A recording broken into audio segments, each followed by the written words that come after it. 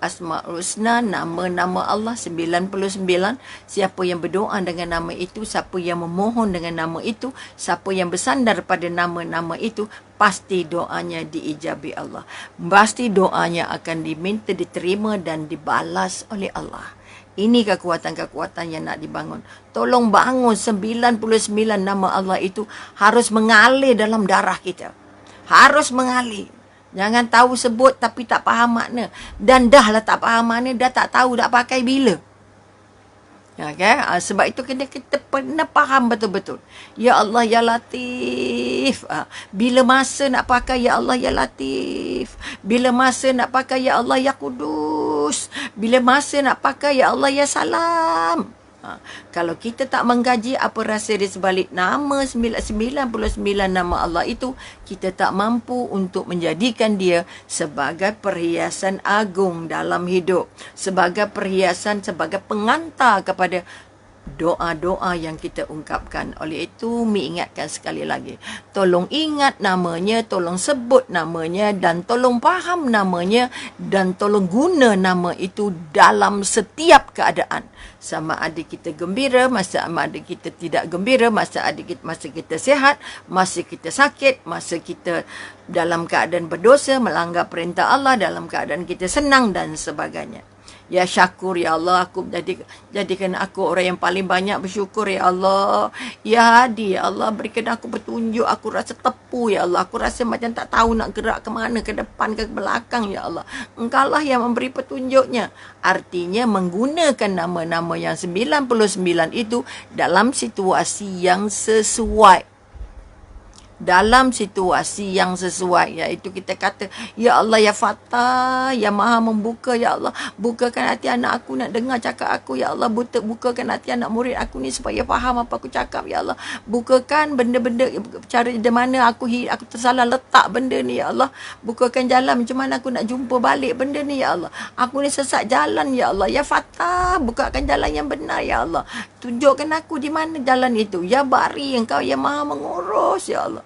Aku tak pandai mengurus hidup ini kecuali dengan urusanmu. Maka setiap kali membuat apa saja urusan perniagaan ke, urusan di rumah ke, urusan anak ke, urusan nikah kahwin ke, urusan apa sahaja, urusan di kedai, urusan di kantin, urusan di pasar, semuanya harus dimulakan dengan Ya Allah, Ya Bari, Engkau yang Maha Mengurus. Urus perbelanjaan aku ini supaya aku tidak jatuh kepada yang membazir. Urus perbelanjaan ini supaya aku tidak jadi orang-orang yang kedekut. Uruskan, Ya Allah, perbelanjaanku ini supaya dia menjadi perbelanjaan yang benar-benar Engkau berkati, Ya Allah. Tidak kedekut dan tidak membazir. Contoh, maka dengan mengetahui nama-nama ini, kita akan menjadi orang yang paling cepat tertolong. Ini yang satu daripada amalan yang harus kita buat. Okey. Maka mari kita tengok balik. Apa makna-makna kita kata Allah ini, perkataan yang paling banyak, atau kita kata paling besar, memiliki memiliki makna yang paling indah. Apa makna yang kita katakan bila Allah kata, bila Dr. Aidit kata perkataan Allah ini memiliki makna yang sangat-sangat indah. Ini yang kita tak rasa, kita sebut tak rasa apa pun. Ya Allah, Masya Allah. Kita tak rasakan sampai ke hati. Akhirnya kita kadang-kadang tidak guna perkataan ini. Kecuali pada perkara-perkara yang kadang-kadang tidak sesuai. Kita guna masa kita marah, Ya Allah, apa degil sangat. Maknanya Allahnya ketika itu bukan dari hati. Allahnya ketika itu bukan positif. Allahnya ketika itu kita hanya lafazkan, tapi kita tak rasa maknanya. Mari kita lihat dengan waktu yang kita ada. Okey, menurut Dr. Aidit katakan perkataan Allah itu akar katanya ataupun asal perkataannya ya daripada alaha. Alaha. Okey. Itu asas perkataannya. Bila digabungkan dia jadi Allah. Asal usulnya. Alif, laha, alaha.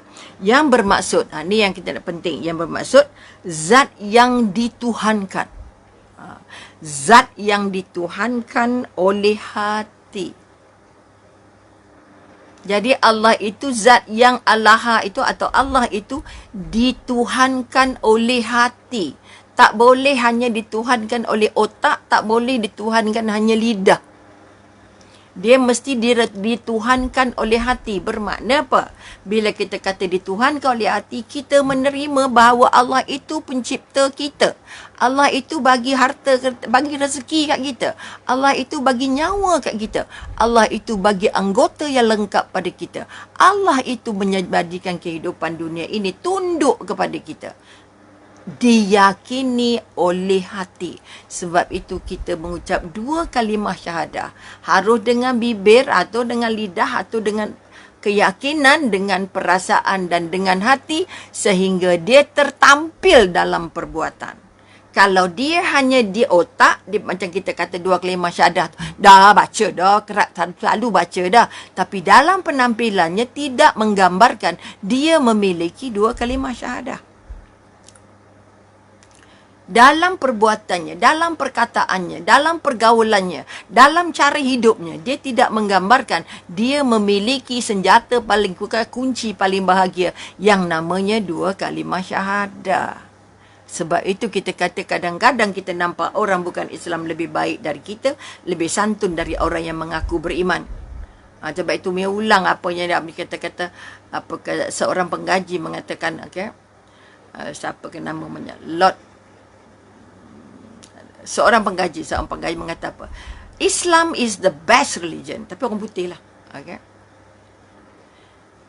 But the Muslim is the worst follower. Ini yang Umi sedih sangat dengar. Islam itu agama terbaik, tetapi pengikutnya pengikut yang paling buruk dalam dunia.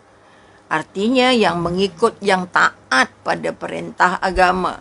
Sebab itu kalau dibandingkan perbandingan negara yang paling Islamik bukan Amerika, bukan Saudi Arabia, bukan Iran, bukan negara-negara pantai Timur Tengah yang katanya terasnya agama tapi datangnya daripada bahagian timur yang namanya New Zealand.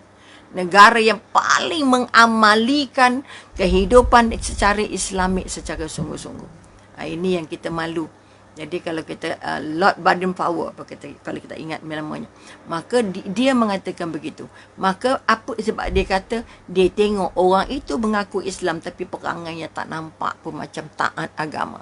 Tak nampak dia macam bertuhan. Ini yang kita takut. Kita ngaku ada Tuhan, kita juga yang sujud tapi kita juga yang bohong, kita juga yang curi, kita juga yang dengki, kita juga yang busuk hati, kita juga yang malas, kita juga yang ponteng. Kita juga yang suka berhibur-hibur.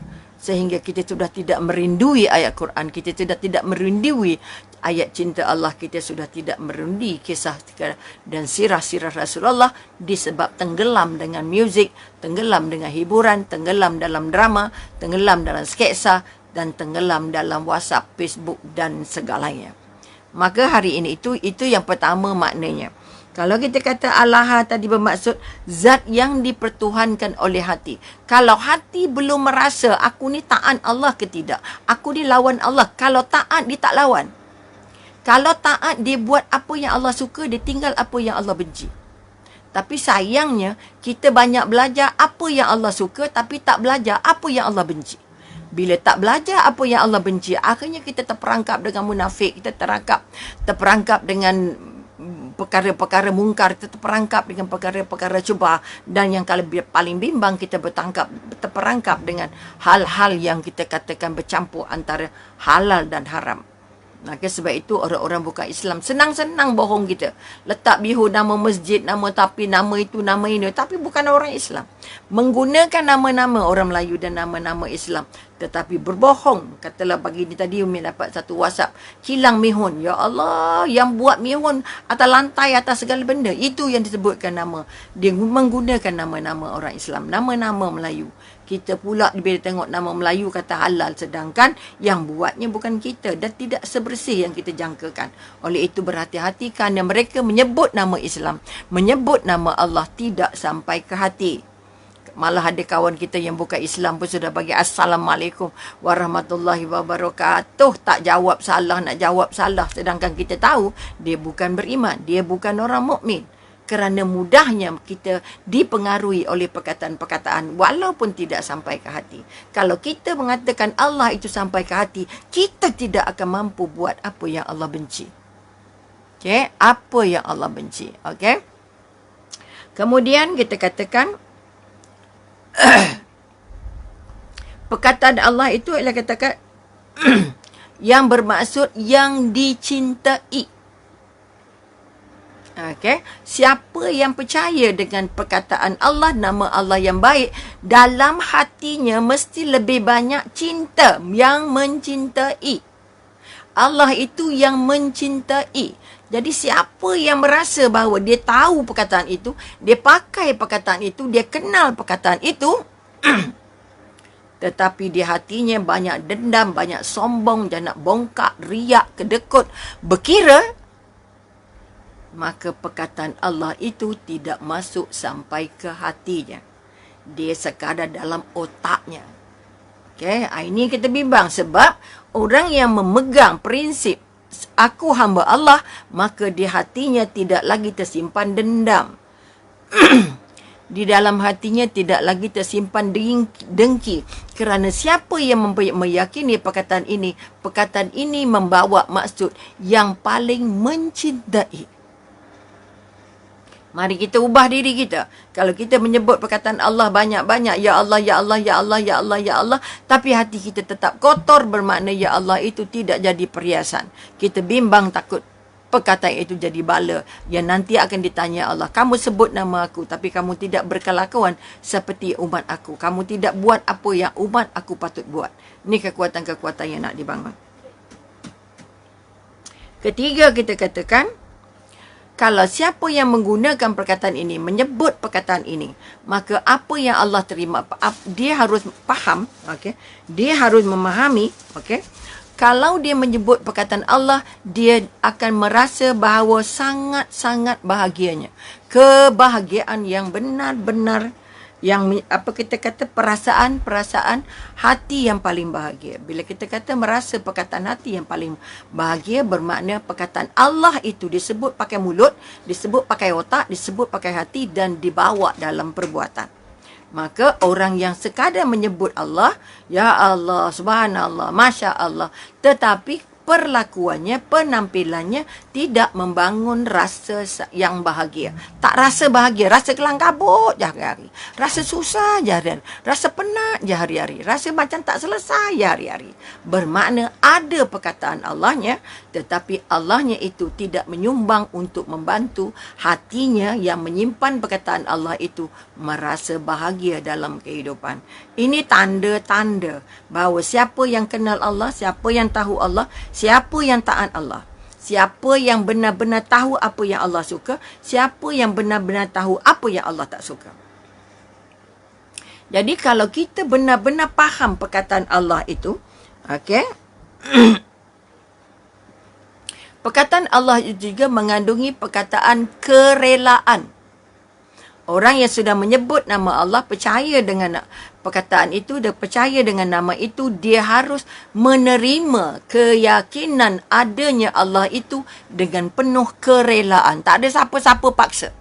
Sebab itu sesiapa yang kita kata kita ni lahir dalam keturunan Islam, akhirnya kita tak rasa. Sebab kita tak dimasukkan rasa itu. Rasa redha, rasa rela menerima, itu tidak diasuh dari kecil. Sehingga kita tak tahu ada ke tak ada, yakin ke tak yakin, syahadah kita ni pakai ke tak pakai, syahadah ni bantu aku ke, bantutkan aku ke. Akhirnya kita lawan Allah. Kita tahu ada Allah, kita ada perkataan Allah, kita faham Allah itu nama siapa. Tetapi bila kita tidak menerimanya dengan rela, tidak merelakan diri, tidak merelakan hati menerima perkataan ini, bermakna kita belum lagi mampu untuk merasa bahagianya memiliki nama Allah ini.